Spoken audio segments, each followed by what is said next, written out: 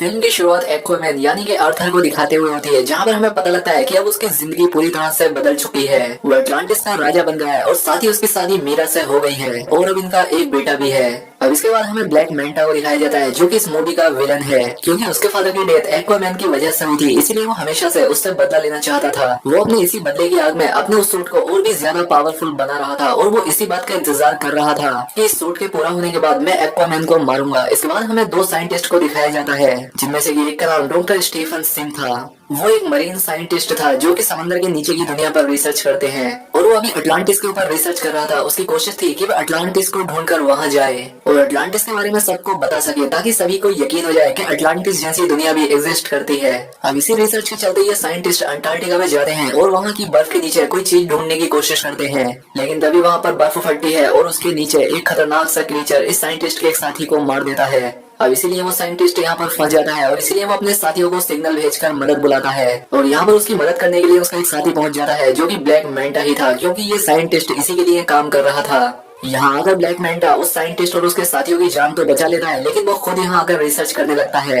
इसलिए वो बर्फ में और नीचे जाता है और काफी नीचे जाने के बाद उसे टूटा हुआ एक ट्राइडेंट मिलता है और अब जैसे ही वो ट्राइडेंट को उठाकर जोड़ता है, उसे इसका असली मालिक नजर आने लगता है, जिसका नाम था कोर्डेक्स, और ये दिखने में काफी खतरनाक लग रहा था। वो ब्लैक मैंटा से कहता है कि क्योंकि तुमने मेरा टूटा हुआ ट्राइडेंट जोड़ दिया है, इसलिए तुम बहुत ताकतवर बन जाओगे और साथ ही साथ अपने दुश्मन एक्वामैन से बदला भी ले पाओगे और तुम वो हर चीज कर सकते हो जो तुम करना चाहोगे। अब इसके 5 महीने बाद हमें दिखाया जाता है कि अब दुनिया की हालत काफी खराब हो रही है, क्योंकि पृथ्वी पर ग्लोबल वार्मिंग तेजी से बढ़ती जा रही है, जिस वजह से कई सारी क्लाइमेट इस पृथ्वी पर आ रही है और ये चीज समंदर की दुनिया में भी तबाही मचा रही है, क्योंकि इसकी वजह से समंदर के क्रीचर धीरे धीरे मरते जा रहे हैं। अब इसीलिए ये सारी चीजें देखते हुए अटलांटिस की मीटिंग होती है, जिसमें आर्थर भी शामिल होता है। आर्थर कहता है कि हम सबको मिलकर जमीन वालों से बात करनी चाहिए और हमें अपनी एडवांस्ड टेक्नोलॉजी को जमीन वालों के साथ भी बांटना चाहिए, ताकि वो लोग भी तरक्की कर सके और बदले में वो हमारी परेशानी को भी हल कर सकते हैं। लेकिन इस बात के लिए कोई भी राजी नहीं होता। सभी काउंसिल मिलकर कहती है कि नहीं, ऐसा नहीं हो सकता। दूसरी तरफ अब ब्लैक मैंटा का सूट पूरी तरह से तैयार हो गया था और अब उसका प्लान था कि वो अटलांटिस में घुसकर ओरिकैल्कम को चुराएगा। ओरिकैल्कम अटलांटिस में पाए जाने वाला एक खास तरह का धातु है, जो कि एकदम पेट्रोल की तरह काम किया करता था और साथ ही उसके और भी कई तरह के यूज थे। अब इसके बाद ब्लैक मैंटा अपनी टीम के साथ अटलांटिस में घुस जाता है और वहाँ पर अटैक कर देता है। अब उसे यहाँ पर तबाही करता देखकर मीरा ब्लैक मैंटा को रोकने के लिए उसके पास जाती है। अब क्योंकि वो अपना नया सूट पहनकर काफी पावरफुल हो गया था, इसलिए वो मीरा पर ही अटैक करके उसे जख्मी कर देता है। अब इससे मीरा बेहोश हो जाती है। अब जैसे ही ब्लैक मैंटा उसे मारने के लिए उसके पास आता है कि तभी यहाँ पर आर्थर आ जाता है। वो अपनी वाइफ को बचाता है और ब्लैक मैंटा से लड़ने लगता है। अब ब्लैक मैंटा की लड़ाई के दौरान ही उसकी टीम उसे सिग्नल भेजती है कि हमें ओरिकैल्कम मिल चुका है, हमें यहाँ से निकलना चाहिए और अब इसलिए वो लड़ाई को बीच में ही छोड़कर यहाँ से निकल जाता है और यहाँ से सही सलामत भागने में कामयाब हो जाता है। अब दूसरी तरफ मीरा की हालत काफी खराब थी। अब यहाँ इन दोनों के पास आर्थर की मॉम आती है और कहती है कि ये काफी सोचने वाली बात है कि अगर यहाँ पर ब्लैक मैंटा सच में ओरिकैल्कम लेने के लिए ही आया था तो फिर जरूर कुछ बुरा होने वाला है। ये बात सुनकर आर्थर अपनी मॉम से कहता है तो फिर मुझे अपने भाई ओर्म की मदद लेनी होगी, क्योंकि वो ओरिकैल्कम और अटलांटिस के बारे में बहुत ही अच्छी तरह से जानता है।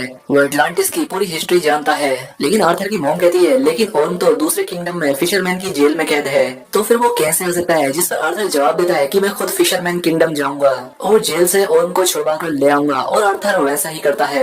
वो फिशरमैन की जेल में पहुंच जाता है और जल्द ही ओर्म को ढूंढ निकालता है। अब वो ओर्म को लेकर यहाँ से भागने लगता है, लेकिन इससे पहले कि ये लोग वहाँ से निकल पाते इन्हें फिशरमैन किंगडम के गार्ड देख लेते हैं। वो इन लोगों को घेर लेते हैं, लेकिन ये दोनों यहाँ से किसी तरह से निकलने लगते हैं। यहाँ पर ओर्म की हालत काफी खराब हो चुकी थी, क्योंकि उसे ठीक से खाना और पानी नहीं दिया जाता था, जिस वजह से इसका शरीर काफी कमजोर हो गया था। लेकिन जैसे ही ये बाहर आते हैं और वो समंदर के पानी को छूता है, वो फिर से पहले जैसा हो जाता है। उसके पास पहले जैसी पावर्स आ जाती है, इसीलिए ओर्म अकेला ही उन सभी गार्ड्स को हरा देता है। वो एक ही झटके में इन सभी को मार देता है, जिसके बाद ये दोनों भाई यहाँ से निकल जाते हैं।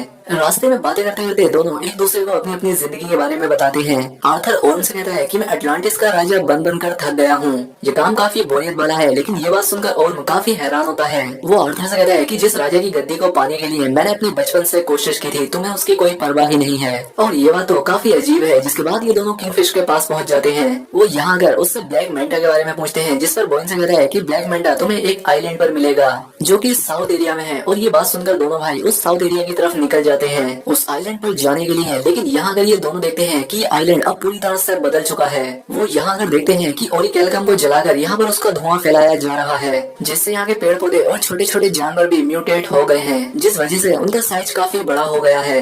यहाँ तक कि चूहों का साइज भी एक हाथी जितना बड़ा हो गया है। इसके बाद उस साइंटिस्ट शिन को दिखाया जाता है जो कि ब्लैक मेंटा के ठिकाने पर था। यह साइंटिस्ट जब कोडेक्स के उस टूटे हुए ब्लैक ट्राइडेंट को देखता है तो ये बिना सोचे समझे उसे छू लेता है। और जैसे ही ऐसा करता है साइंटिस्ट को भी अपने दिमाग में कोडेक्स नजर आने लगता है कि तभी यहाँ पर ब्लैक मेंटा आ जाता है। वो साइंटिस्ट के हाथ से उस ट्राइडेंट को लेते हुए कहता है कि तुम मेरे मकसद को जानना चाहते थे ना, तो लो सुनो, मेरा मकसद है कि मैं आर्थर और उसके पूरे परिवार को खत्म करूंगा। और अगर इसके लिए मुझे किसी शैतान से भी सौदा करना पड़ा तो मैं तैयार हूँ। दूसरी तरफ हमें आर्थर और ओरम को दिखाया जाता है जो कि ब्लैक मेंटा के ठिकाने को ढूंढते हुए यहाँ तक पहुँच गए थे, जो कि यहाँ आकर सबसे पहले उसी साइंटिस्ट सिन से मिलते हैं। अब क्योंकि वो समझ गया था कि आर्थर और ओरम अटलांटिस से आए हैं, इसीलिए वो उन्हें सब कुछ सच बता देता है कि ब्लैक मेंटा का मकसद अटलांटिस को बर्बाद करना है। और साथ ही साइंटिस्ट इन दोनों को उस ब्लैक ट्राइडेंट के बारे में भी बता देता है और ये भी कि जैसे ही उसे छूते हैं तो उसमें कोडेक्स यानी कि उसके मालिक की यादें दिखाई देने लगती हैं। साइंटिस्ट इन्हें यह सब बातें इसलिए बताता है ताकि ये लोग इसे अपने साथ ले जाएं। लेकिन इतने में ही ब्लैक मेंटा के लोग इन पर अटैक कर देते हैं। लेकिन ये दोनों ही भाई साथ मिलकर बहादुरी के साथ उनका मुकाबला करने लगते हैं। वो यहाँ पर मेंटा के साथियों को बुरी तरह से मारते हैं, लेकिन तभी यहाँ पर ब्लैक मेंटा अपना सूट पहनकर आ जाता है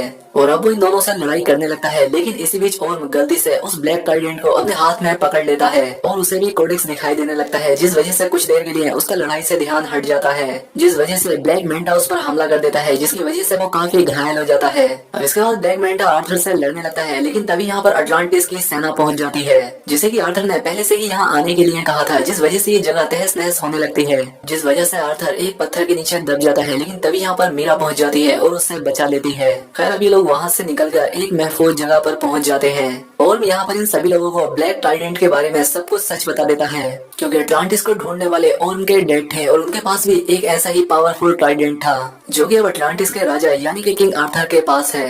लेकिन और उनके डेड का एक भाई भी था जो कि और कोई नहीं बल्कि कोडेक्स ही था, और ये जो ब्लैक ट्राइडेंट है वो उसी ने बनाया था। जिस तरह से आर्थर के डेड किंग अटलांटिस किंगडम को चला रहे थे, वैसे ही कोडेक्स एक और किंगडम को चला रहा था जो कि डार्क किंगडम था, जहाँ पर की खतरनाक क्रीचर्स और मॉन्स्टर का राज था। लेकिन असली परेशानी तब आई जब कोडेक्स ने अपना असली चेहरा दिखाया, क्योंकि कोडेक्स चाहता था कि वो अटलांटिस का ओरिकेलकम चुराकर वो और भी पावरफुल बन जाए, और कुछ हद तक वो ऐसा कर भी रहा था। उसने अपनी पूरी आर्मी को श्रापित करके मॉन्स्टर्स में बदल दिया। उसके ऐसा करने से अटलांटिस और बाकी समंदर के क्रीचर्स मरने लगे। साथ ही अटलांटिस में बीमारियां भी फैल रही थी। अब इस तरह के हालात देखकर अटलांटिस के राजा कोडेक्स को रोकने के लिए उसके सामने खड़े हो गए। वो उसे ये सब रोकने के लिए कहते हैं, लेकिन कोडेक्स अपने ताकत में इतना पागल हो गया था कि वो अपने ही बड़े भाई किंग के साथ बगावत पर उतर आया, जिस वजह से इन दोनों में जंग छिड़ गई। लेकिन अटलांटिस के राजा ने कोडेक्स को हराकर उसे और उसकी आर्मी को बर्फ में दफन कर दिया, और वो हमेशा ही यहाँ पर कैद रहे, कभी बाहर ना आ पाए। इसके लिए राजा ने अपने खून का इस्तेमाल किया, जिस वजह से कोडेक्स एक जादुई कैद में बंद हो गया, जहाँ से उसका निकल पाना नामुमकिन था। और आगे बताता है कि अभी कोडेक्स यादों के जरिए ब्लैक मेंटा के दिमाग में घुसा हुआ है, क्योंकि वो उसका इस्तेमाल करके आजाद होना चाहता है। ये बात सुनकर आर्थर और उसकी माँ सब कुछ समझ जाती है। आर्थर की माँ कहती है कि हाँ, मैं भी कोडेक्स के बारे में जानती हूँ, क्योंकि जैसे राजा ने अपने खून का इस्तेमाल करके उसे कैद किया था, वैसे ही उसे आजाद होने के लिए राजा के ही किसी अपने का खून चाहिए।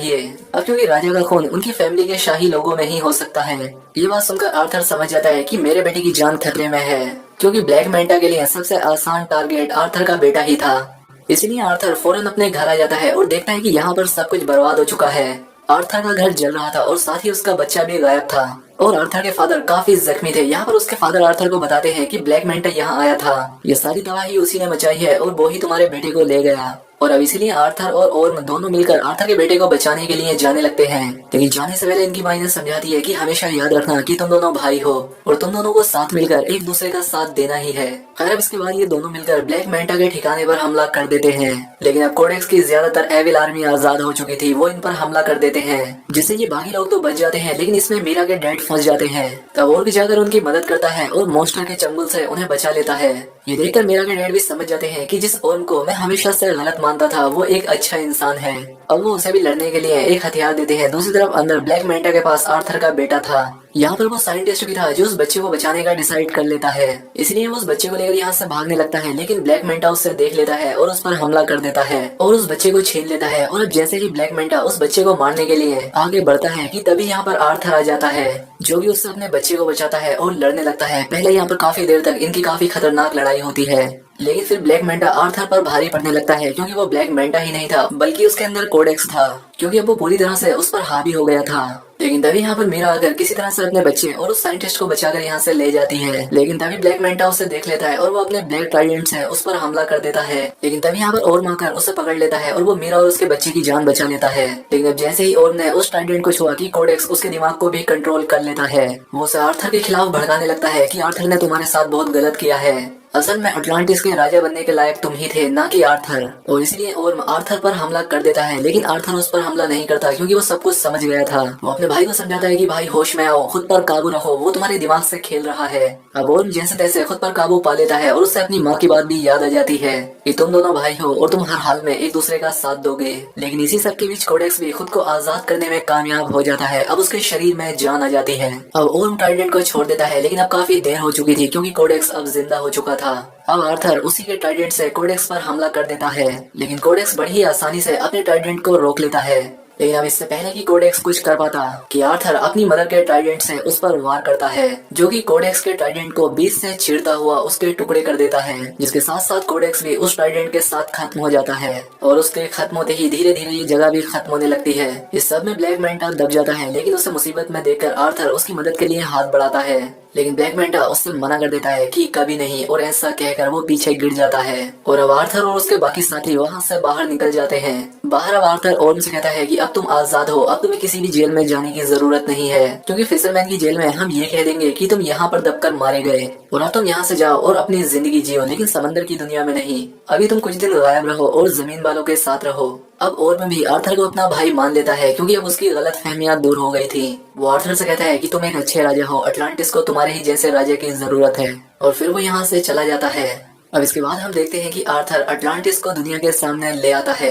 बाहर आकर वो अपने किंगडम के बारे में जमीन वालों को सब कुछ बता देता है। वो कहता है कि अब हम अटलांटिस की टेक्नोलॉजी को मिलकर शेयर करेंगे और अब हम सब साथ में मिलकर दुनिया को और भी अच्छा और ताकतवर बनाएंगे। और अब इसी के साथ इस फिल्म की कहानी यहाँ पर खत्म हो जाती है। दोस्तों, वीडियो अच्छी लगी तो वीडियो को लाइक, और अगर चैनल पर पहली बार आए तो चैनल को सब्सक्राइब भी कर ले। मिलते हैं हमारी अगली वीडियो में।